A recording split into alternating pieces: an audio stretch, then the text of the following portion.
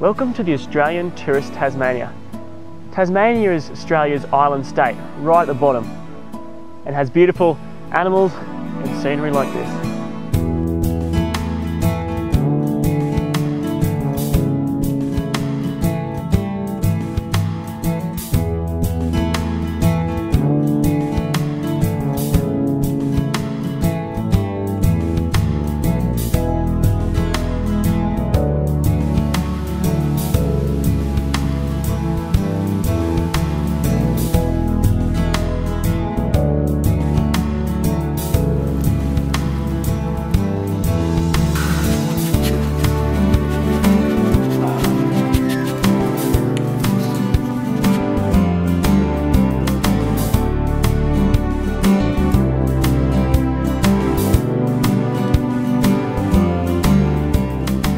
Oh, my name's Alan Wolfe, and I came from a little town called Gordon down the south.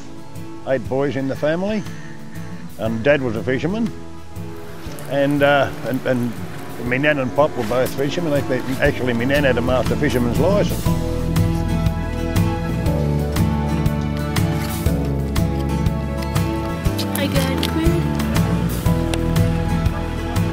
Tasmania's off the south. It's the only island state of Australia, and it's off the southeast, more or less the southeast tip of Australia.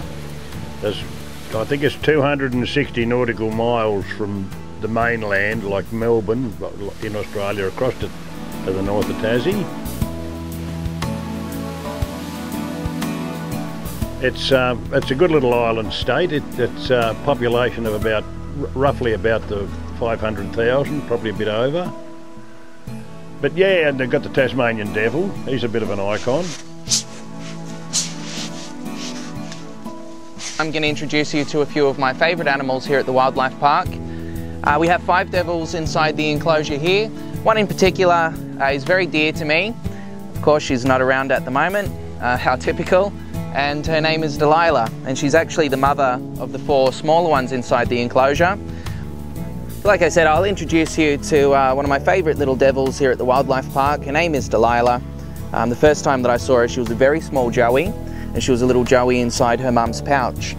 She was about the size of my pinky finger. And the devil is a marsupial, so just like the kangaroo, they have a pouch. Their pouch is backwards facing like a wombat because they're a burrowing marsupial. The devils have a very soft, light coat. Even the wild ones have a very soft, light coat as well.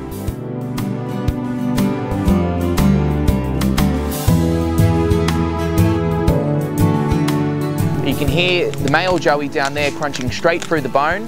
The devil has a very strong jaw pressure, and they can actually open their mouth all the way up to a 90-degree angle.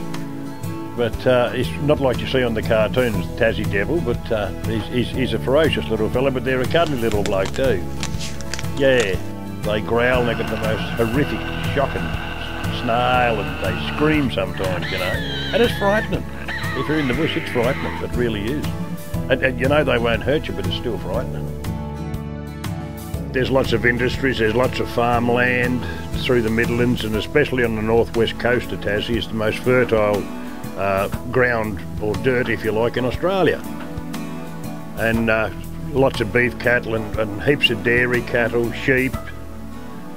And of course the fishing industry is very good, the crayfish, the abalone. They're all very good industries. Well, if you go to Hobart, you've got all the docks, all the fishing boats come in. You've got Mount Wellington overlooks the city, a big mountain there, and Hobart's a very pretty place, but I'd advise anybody to go up the mountain in Hobart. Plenty of shopping, motels. It's a busy place. It's expanding all the time. It's a pretty big place, and yeah, that's more or less on the River Derwent. And that was the area where it was founded when European settlement came here, down around that area for a start. And Port Arthur out of Hobart there, that was the convict, all the convict sites and all that sort of stuff, you know, where they kept the convicts.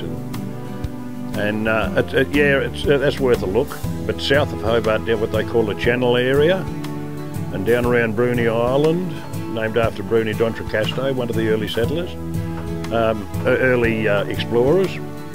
And it's a beautiful area, lots of fishing, and you know, people love it down there too. It's really good. Why do I choose to live in Tassie? Well, I just think it's unreal. It's a great place. It's just a beautiful place.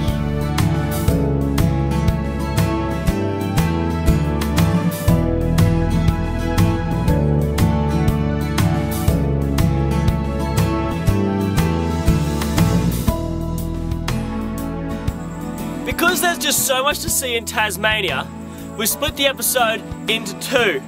So keep a lookout for the next episode of the Australian Tourist Tasmania.